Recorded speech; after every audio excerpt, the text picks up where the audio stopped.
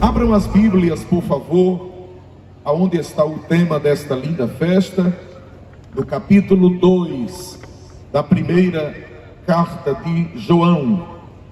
E vamos repetir o tema deste congresso. Antes leremos o versículo 18 do capítulo 2 e em seguida recitaremos o tema desta linda festa.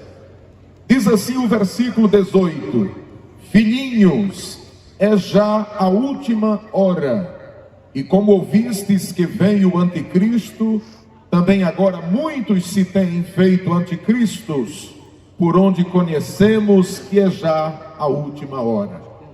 Se vocês quiserem e puderem, desde aqui do púlpito, a todos que estão no final desta multidão, repitam após mim: jovens avivados para a última hora. Não feche sua Bíblia neste texto, porque nós vamos ministrar pontos importantes neste capítulo 2, e é interessante que você tenha sua Bíblia aberta para acompanhar ponto a ponto.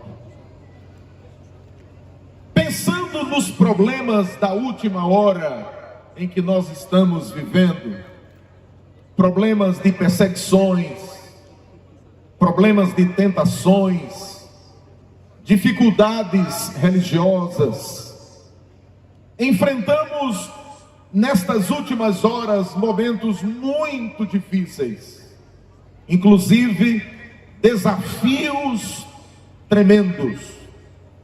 E para suportar, minha gente, estas dificuldades que estamos enfrentando, nós precisamos viver uma vida avivada. Até porque, irmãos, avivar é o ato, ou seja, é a forma de tornar mais vivo.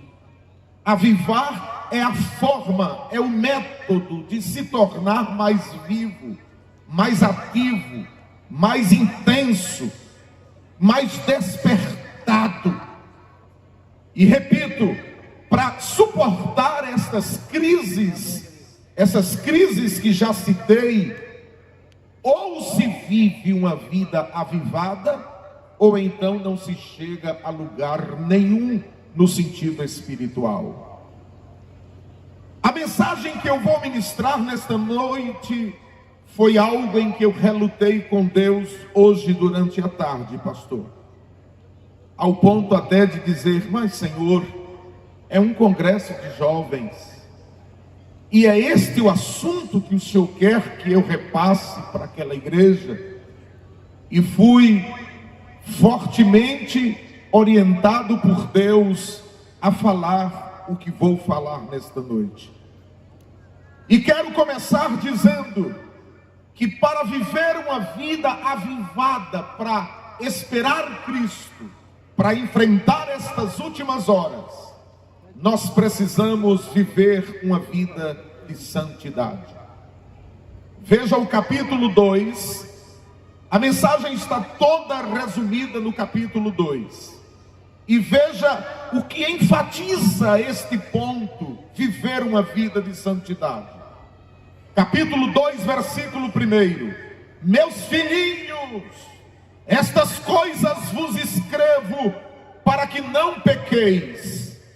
E se alguém pecar, temos um advogado para com o Pai, Jesus Cristo o justo. E Ele é a propiciação pelos nossos pecados, e não somente pelos nossos, mas também pelos de todo o mundo. Repito, para vivermos estas últimas horas de uma forma avivada, precisamos viver uma vida de santificação.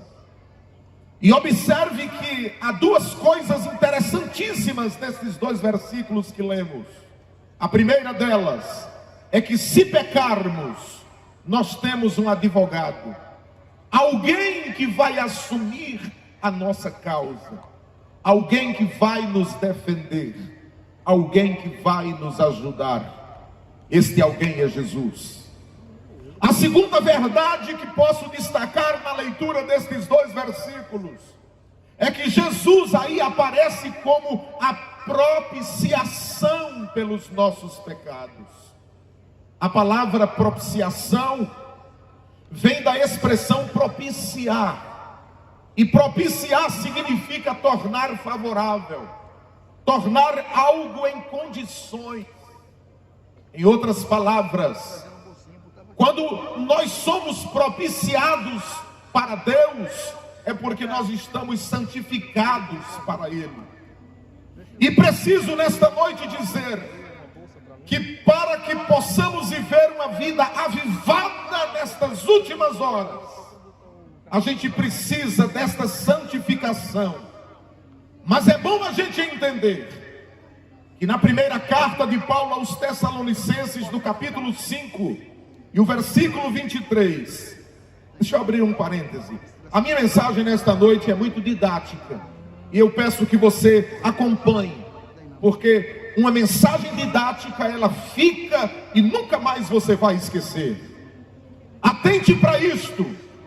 Para que nós vivamos uma vida de santificação, Paulo diz na primeira carta escrita aos Tessalonicenses, capítulo 5, versículo 23: e o mesmo Deus de paz vos santifique em tudo, e todo o vosso espírito e alma e corpo sejam plenamente conservados e irrepreensíveis para a vinda de nosso Senhor Jesus Cristo.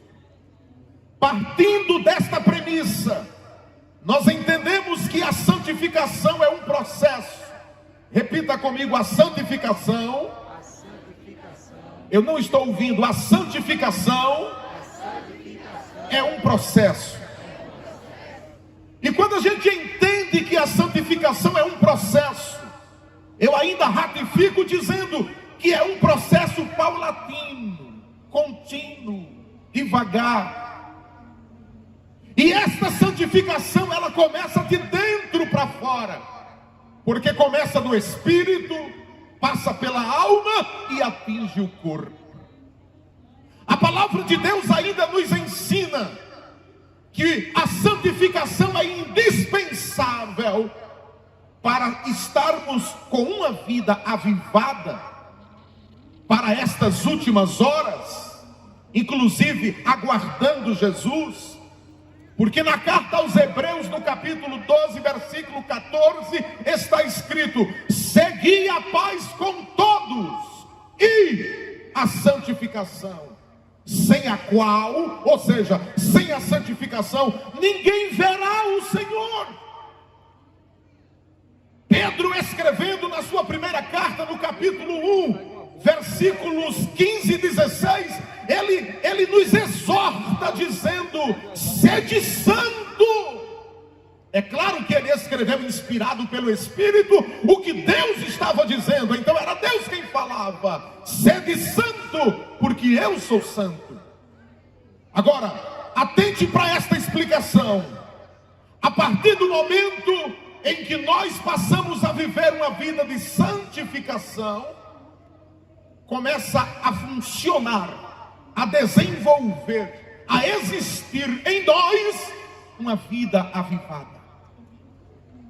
Quero sintetizar este primeiro ponto dizendo que há muitos jovens e muitos crentes sem avivamento, porque não estão vivendo uma vida de santidade. E é interessante ainda colocar que o propósito de Satanás é que nós não vivamos uma vida de santificação. Eu olho para esta multidão de jovens. Onde estão os jovens aqui? Todos os jovens, levantem as mãos assim, balance ela. Veja que coisa, pastor. O desejo de Satanás era ver toda essa juventude nas drogas, na prostituição, cheirando crack, usando todo tipo de entorpecente, vivendo aí nessa vida licenciosa que o mundo oferece. E ver um exército deste aqui hoje, ocupando um espaço grande como este.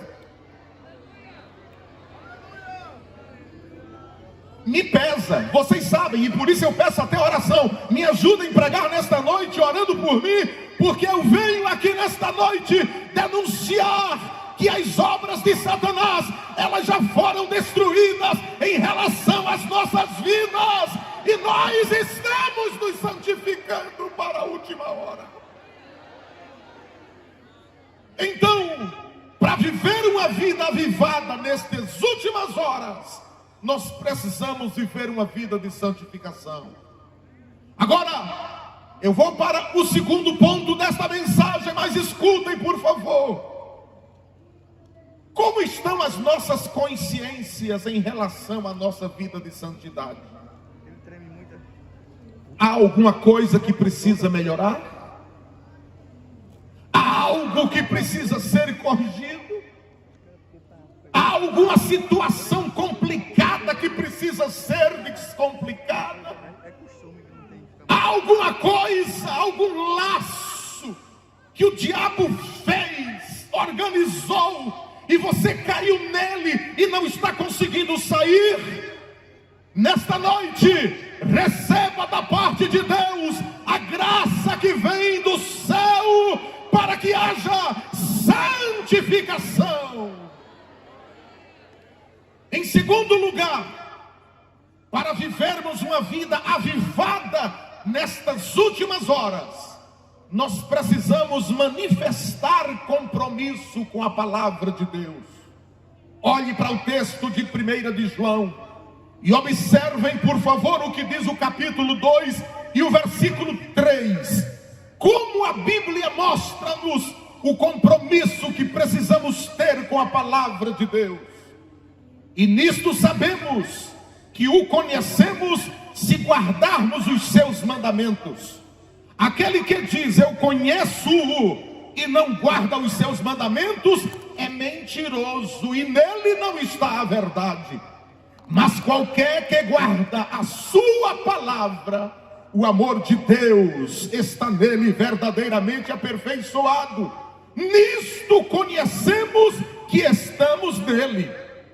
Aquele que diz que está nele, também deve andar como ele andou. Então, repitam comigo: eu preciso ter mais compromisso com a palavra. O grande problema de muitas pessoas não terem uma vida avivada é porque elas desprezaram o compromisso com a palavra.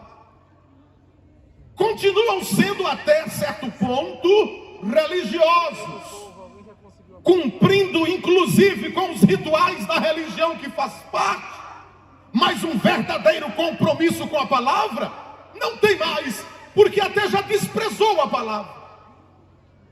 E quando eu me refiro à necessidade do compromisso com a palavra, eu me lembro, irmãos, do que o salmista disse no Salmo 119, versículo 11. Ele diz: escondi a tua palavra no meu coração, para eu não pecar contra ti. Me recordo agora também do versículo 105 do Salmo 119, quando ele diz: lâmpada para os meus pés é a tua palavra e luz para o meu caminho. Me recordo ainda do que está aos Hebreus no capítulo 4, versículo 12, em que diz que a palavra é viva e eficaz, e mais penetrante do que qualquer espada aguda de 2 fios, que penetra até a divisão da alma e do espírito, medulas e ossos, e é apta para discernir os pensamentos e as intenções do coração. Quero ainda dizer que nós precisamos reassumir o compromisso com a palavra, porque quando a gente reassume um compromisso com a palavra, acontece em nós o que aconteceu com Abacuque. Abacuque no capítulo 3, versículo 2, ele diz: ouvi, Senhor, a tua palavra e temi. Agora diga comigo: aviva, ó Senhor, a tua obra no meio dos anos.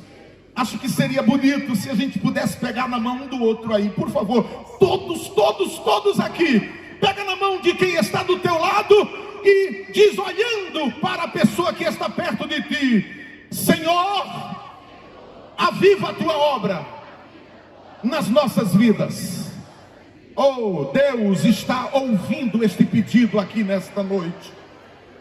Agora presta atenção para esse detalhe.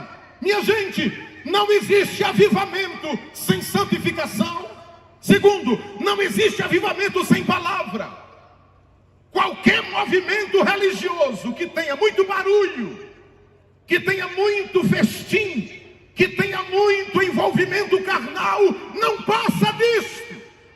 Mas qualquer evento religioso aonde existe santificação e palavra, o Espírito de Deus começa a trabalhar. E é o que eu sinto aqui nesta noite, de que esta palavra, ela está tendo espaço pleno nas vidas de muitas pessoas. E o avivamento vai começar a existir na vida de quem não está avivado. Queridos, atenção para esta colocação, que ela é sumamente importante. Minha gente, a palavra de Deus, ela é infalível. E por ela ser infalível, a gente precisa ter compromisso com ela. Acontece o que acontecer. Falem o que quiserem falar nas universidades sobre Deus, sobre religião, sobre igreja. Analisem como quiserem nos analisar, mas se nós estamos firmados na palavra, aconteça sol, chuva, noite, dia, tristeza, alegria, perseguição, enfim, mas nós estamos firmes. Quem está firme na palavra aqui, ergue a mão para o céu e dá uma glória para Deus. Aleluia. Em terceiro lugar, para se ter uma vida avivada nestas últimas horas, é necessário viver em comunhão com os irmãos. Olha o capítulo 2, versículo 9, o que a palavra de Deus nos ensina. 2:9. Aquele que diz está em que, minha gente? Na luz, e aborrece a seu irmão, até agora está como? Em trevas. Aquele que ama seu irmão está na luz, e nele não há escândalo. Aqui posso colocar, queridos, que quando há santificação, quando há compromisso com a palavra, e quando há unidade entre os irmãos, aí sim há avivamento. E eu queria aqui fazer uma ilustração, irmãos, importantíssima, que vocês todos conhecem. Quando você faz um fogo com lenhas e os tições são postos no fogo, e o fogo está abrasado, está bom, as labaredas estão ali sempre ativas, mas eu pergunto, quando se tira um tição daquele do fogo, o que é que acontece com este tição? Ele vai o que, gente? Vai se apagar.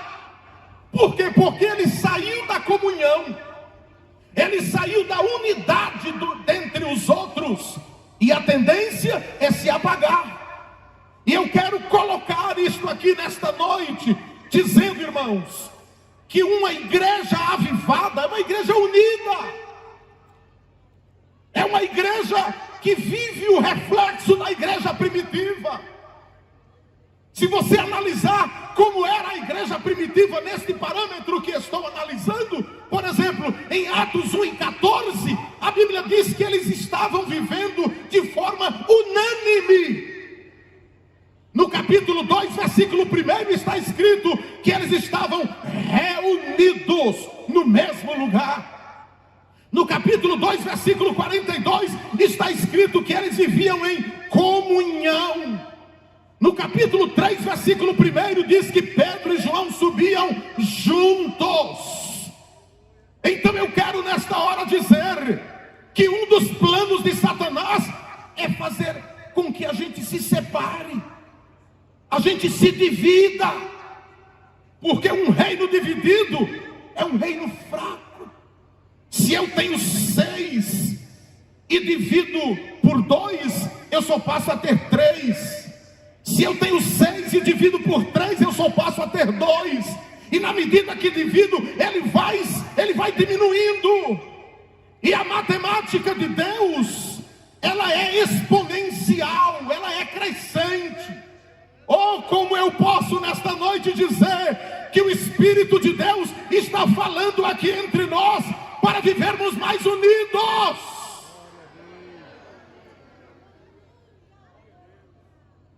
Olhe para cá que eu tenho um negócio aqui meio pesado para dizer. Não fale mal do seu irmão. Não critique o seu irmão. Não fique olhando os defeitos do seu irmão. Você também tem defeito, rapaz. Por que você critica se você também é criticado? Ao invés de matar, dê vida. Ao invés de empurrar, estenda a mão. Ao invés de separar, junte. Oh, recebe esta palavra nesta noite e vamos viver uma vida unida, para que o fogo esteja aceso nos nossos corações. Aleluia, aleluia. Mas aí, em quarto lugar, uma quarta coisa que João nos revela neste capítulo 2, que nos ajuda a viver uma vida avivada nesta última hora, é que nós precisamos, meus amados irmãos, viver e vencer os 3 maiores inimigos da nossa vida espiritual. Olhe para o capítulo 2 e confira, por gentileza, o que está no versículo 13. Pais, escrevo-vos, porque conhecestes aquele que é desde o princípio. Jovens, escrevo-vos, porque vencestes o maligno. Eu vos escrevi, filhos, porque conhecestes o Pai.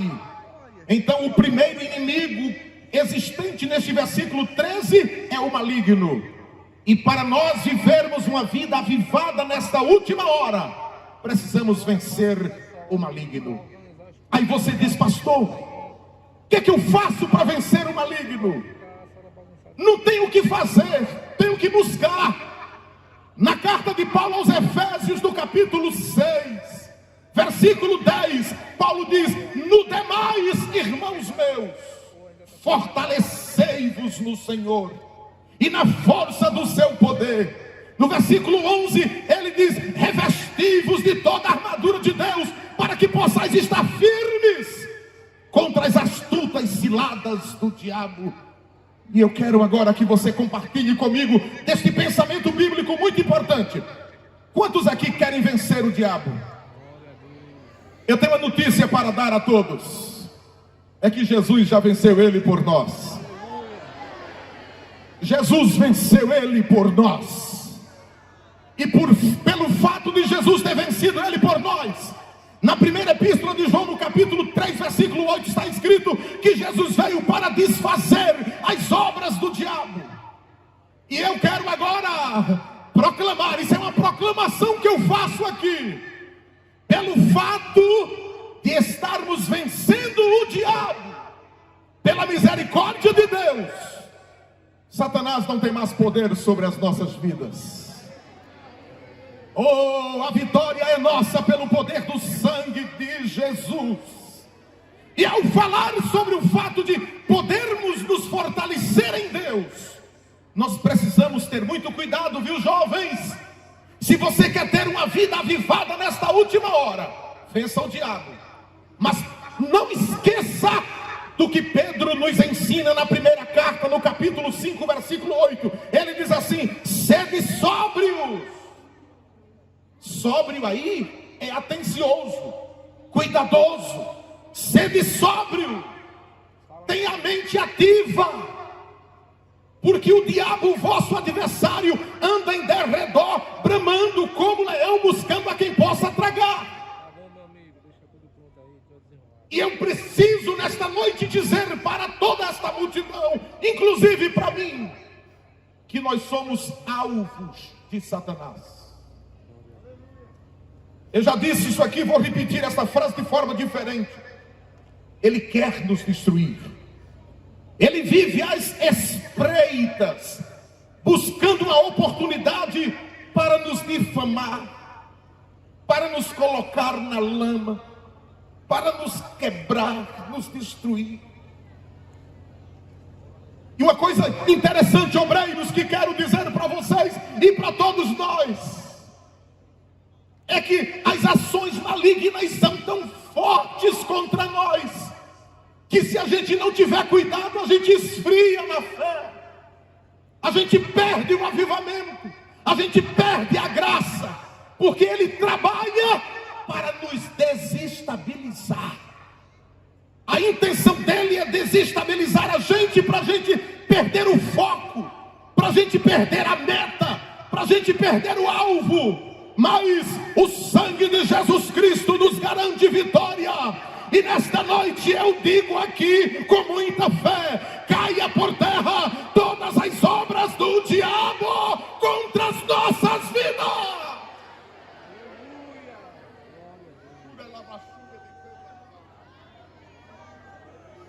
Mas o segundo inimigo que João nos revela nesta passagem, que nós precisamos vencer, está no versículo 15 do capítulo 2. Está escrito assim: não ameis o mundo, nem o que no mundo há. Se alguém ama o mundo, o amor do Pai não está nele. Eu já disse que para termos uma vida espiritual avivada para estas últimas horas, nós precisamos viver uma vida de santificação, precisamos ter compromisso com a palavra, precisamos viver em comunhão uns com os outros, e precisamos vencer os 3 maiores inimigos. Já falei sobre o diabo e agora quero falar sobre o mundo. O mundo é o segundo maior inimigo que precisamos vencer. E eu quero saber aqui onde estão os que querem vencer o mundo. Segure a sua mão no alto, por favor. Diga bem alto: Deus, tenha misericórdia de mim. Diga mais forte: tenha compaixão de mim. Porque eu sou falho, sou frágil, sou carente, sou um pobre pecador e preciso vencer o diabo. Diga mais forte: preciso vencer o mundo. Agora diga assim: derrama sobre mim a tua graça, a tua misericórdia. Receba a graça, receba a misericórdia, receba esta bênção que está vindo da parte de Deus para a sua vida. Glória a Deus. Aleluia. Glória. Mas você pergunta: pastor, e o que eu faço para vencer o mundo? Se eu sou falho, se eu sou pecador, se eu sou carente, se eu sou frágil, o que eu faço para vencer o mundo? Paulo nos dá a receita na carta aos Romanos, no capítulo 12, versículo 1 e 2, ele diz: pela compaixão de Deus, irmãos, apresenteis os vossos corpos em sacrifício vivo, santo e agradável a Deus, que é o vosso culto racional. Aí no versículo 2 ele diz: e não vos conformeis com este mundo, mas transformai-vos pela renovação do vosso entendimento, para que experimenteis qual seja a boa, perfeita e agradável vontade de Deus. Ah, irmãos, se nós buscarmos renovação espiritual nas nossas mentes, que é o tema desse congresso, pastor, é renovo, é avivamento. Se buscarmos renovo, nós venceremos o mundo. Venceremos o mundo. Onde estão os jovens outra vez? Em nome de Jesus, eu tenho uma palavra de Deus para dizer para vocês, jovens. Em nome de Jesus, recebam força, recebam graça, recebam unção para vencerem este mundo. Este congresso está sendo um momento especial de Deus. Deixa eu ver se eu consigo falar o que é que está vindo aqui à minha mente. Vem cá, irmão, por favor. Anda bem devagarinho aí na minha frente, como que está querendo parar, vai. Assim estão muitos jovens que precisam de um avivamento para vencer o mundo. E o Espírito Santo está dando um empurrão assim na vida de muita gente aqui hoje. Tem milagre de Deus acontecendo aqui. Aleluia! Glória! Glória a Deus!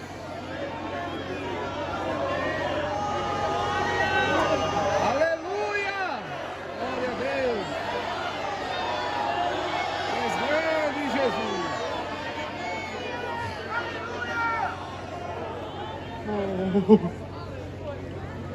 É um negócio interessante, irmão. Quando a gente está pregando sobre a unção, a gente vê, a gente percebe pelo Espírito de Deus coisas que muita gente não consegue ver. E o que eu consigo ver aqui nesta noite é que há vidas que vieram hoje à noite para este congresso com planos traçados para uma queda. Vidas que vieram esta noite, mas que o diabo já arquitetou, planejou, promoveu, organizou o buraco para você cair nele. Mas Jesus Cristo, através desta noite, está fechando o buraco, está desatando os laços e está promovendo o avivamento e a vitória no poder do sangue de Jesus. Aleluia! Glória a Jesus!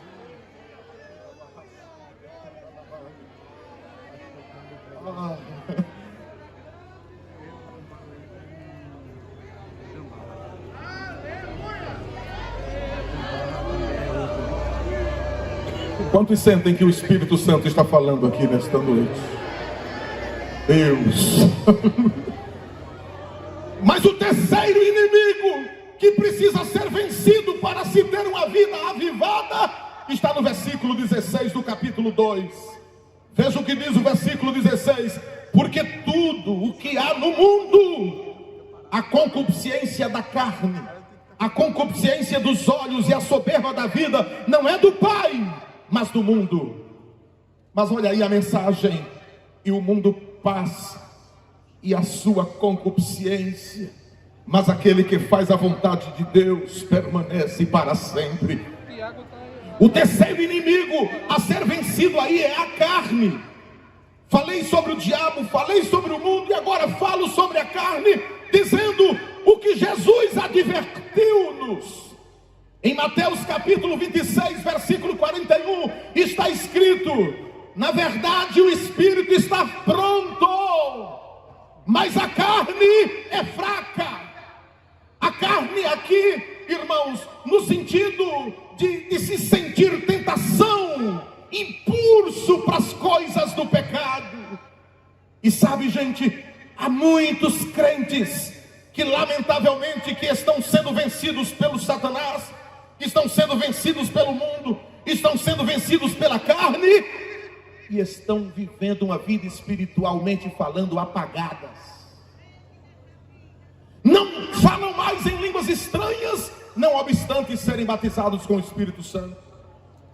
Há muitos que, por terem perdido a batalha para esses três inimigos, estão tão apagados que apenas estão na igreja por uma conveniência, por causa da namorada ou do namorado, por causa dos pais.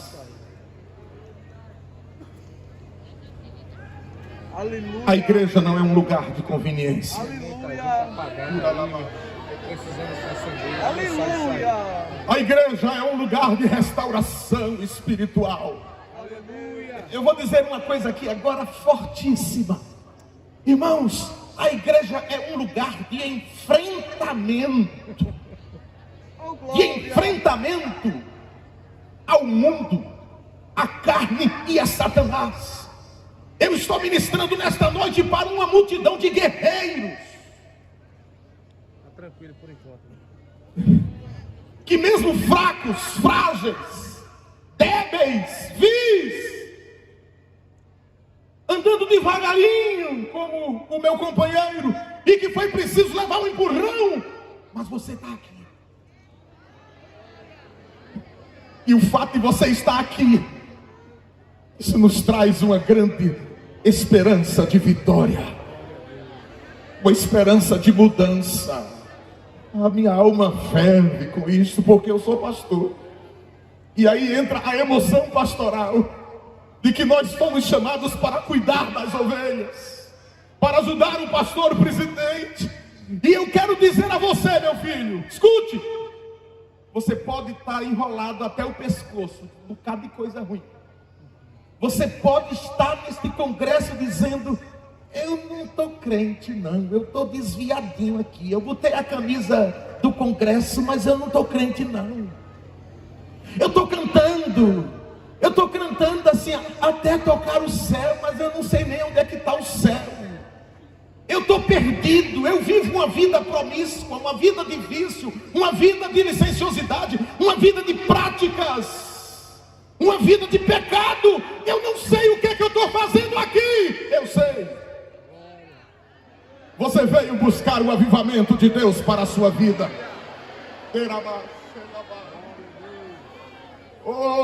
E não é somente os jovens, mas há muitas pessoas aqui nesta noite que precisam de uma restauração.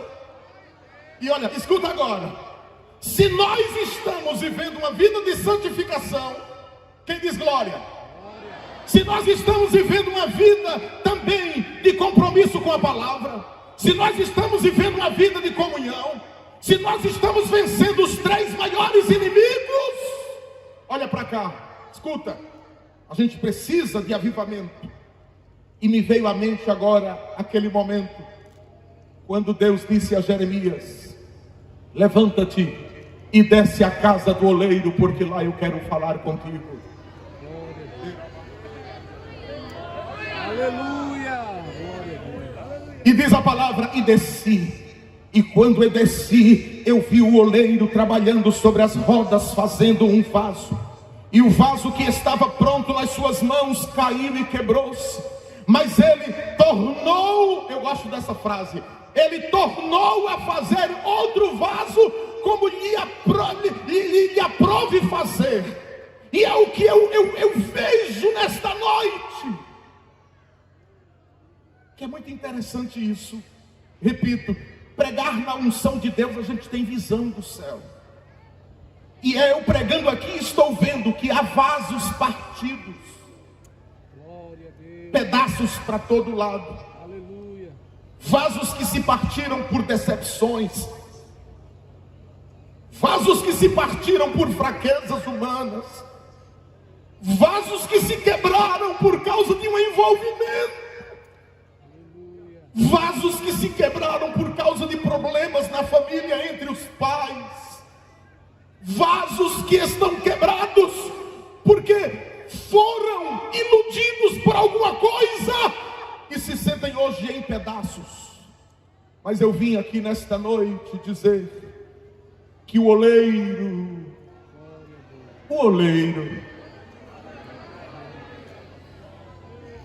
está juntando os pedaços.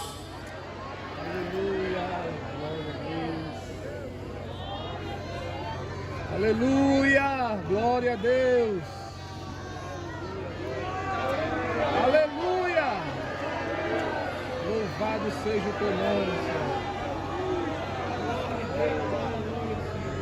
Aleluia!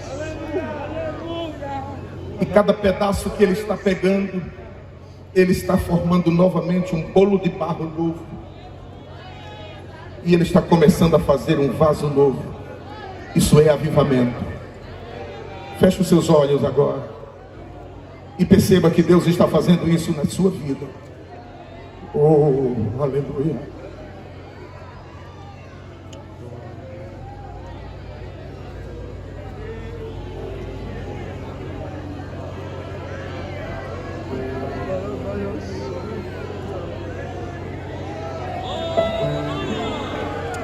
Aleluia!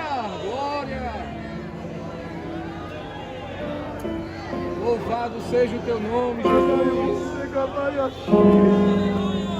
Oh, glória! Eu expulso da sua mente todo sentimento de desespero. Eu expulso da sua mente nesta hora toda esta angústia que está te frustrando e te tornando uma pessoa débil, uma pessoa destruída, recebe nesta noite de avivamento, reconstrução, reestruturação, recebe vida, vida, vida. Deus está ministrando restauração aqui nesta noite.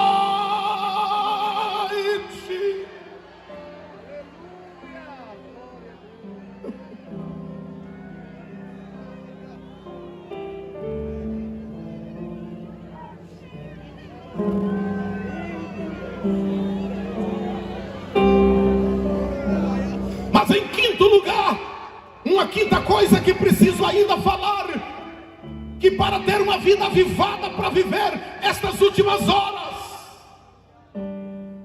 está no versículo 20 do capítulo 2. Capítulo 2, versículo 20. E a palavra de Deus diz assim: e vós tendes a unção do Santo. Santo aí com S maiúsculo. Isso aí está dizendo: você tem a unção do Espírito Santo e sabeis tudo. Oh, essa palavra saltou da Bíblia dentro do meu coração. E como se trata de um congresso de avivamento para esta última hora, nós precisamos desfrutar da unção do Espírito Santo em nossas vidas. Eu hoje estava pensando sobre esse desfrutar desta unção, e eu me lembrei do que Paulo disse a Timóteo, aquele jovem. No capítulo 2, versículo 6, Paulo disse: Timóteo, desperta o dom que há em ti. E eu fui pesquisar, irmãos, e aquela palavra dom ali no original é charisma. E charisma, vindo para o português, tem uma ideia de fogueira. Vocês estão entendendo? Charisma é uma fogueira. E fogueira sem fogo, o que acontece? Se apaga. Aleluia, glória a Deus. Oh, glória a Deus. Glória, glória, glória a Deus. E é preciso a gente entender que nesse capítulo 2, Paulo ressalta esta verdade, amados, de que para vivermos uma vida avivada, para esta última hora, nós precisamos desfrutar da unção. Que unção? O que quer dizer unção? Unção era uma prática consagratória que se fazia no antigo e se faz hoje também.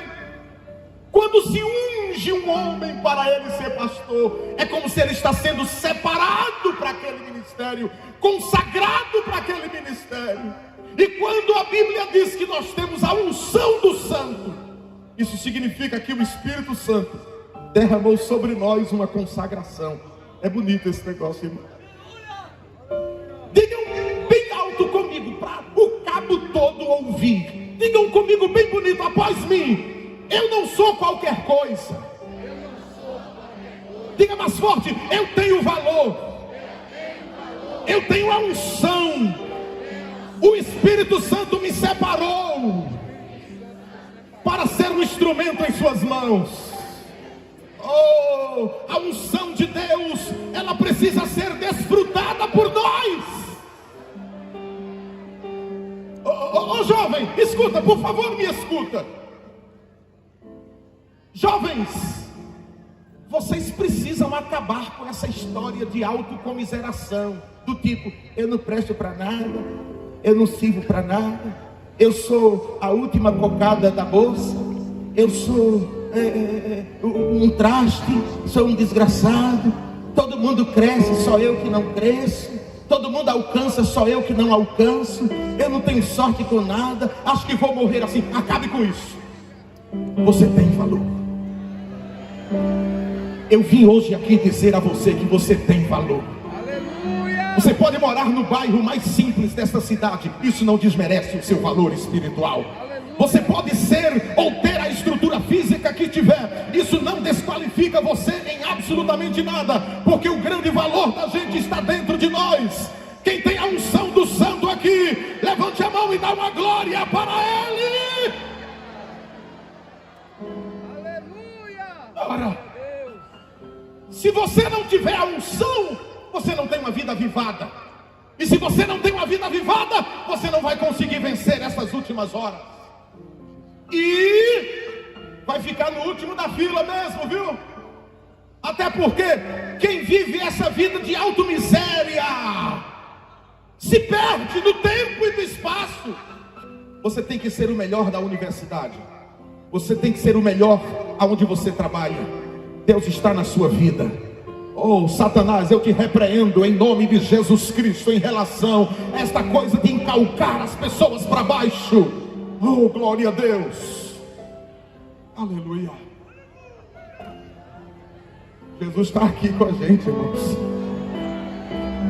Mas em sexto lugar, uma sexta coisa que precisamos, irmãos, para termos uma vida avivada para esta última hora, está no versículo 25 do capítulo 2. Olha, por favor, eu disse que ministraria sobre o capítulo 2. Veja o que diz o versículo 25 do capítulo 2. E esta é a promessa que Ele nos fez. Que promessa é esta? A vida. E o tema diz: jovens avivados para a última hora. Última hora de quê? De que a promessa já está prestes a se cumprir. Quem está esperando Jesus aqui hoje? Que bom seria, irmãos, se o céu se abrisse aqui nesta noite e Jesus nos levasse para estar com Ele.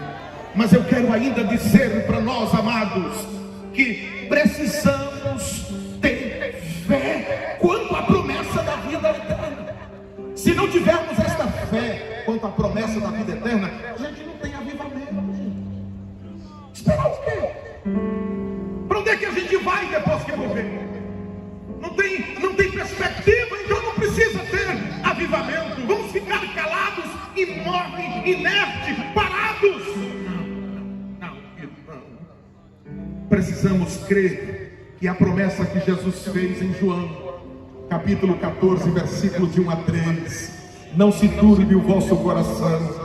Crede em Deus, crede também em mim. Na casa de papai há muitas moradas.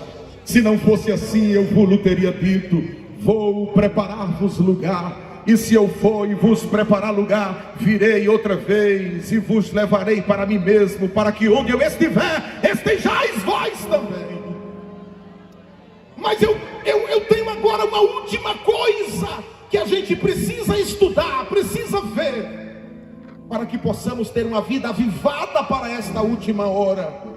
E essa está no versículo 28 do capítulo 2, que nos diz assim: e agora, filhinhos, permanecei nele. Diga comigo: permanecei nele. Diga mais forte: permanecei nele. Aí diz o final: para que quando ele se manifestar, tenhamos confiança e não sejamos confundidos por ele na sua vinda. Então, a sétima coisa que precisamos desenvolver para termos uma vida avivada nesta última hora é ser perseverante até a vinda do Senhor. Aleluia. Esta perseverança, Jesus nos disse em Mateus 24:13: o que perseverar até o fim será salvo. Aí está a mensagem que o Espírito Santo nos trouxe nesta noite. Essas 7 coisas precisam serem vivenciadas. Caso contrário, não teremos uma vida avivada. Mas neste momento tão importante em que a gente está agora concluindo aqui, dizendo que precisamos ser perseverantes, eu queria que você perguntasse quem está perto de você. Olhe para quem está perto de você aí, olhe mesmo. Olhe dentro dos olhos e diga: você vai perseverar até o fim? Você vai perseverar até o fim, meu amigo. Aí ou não vai? Aí não vai.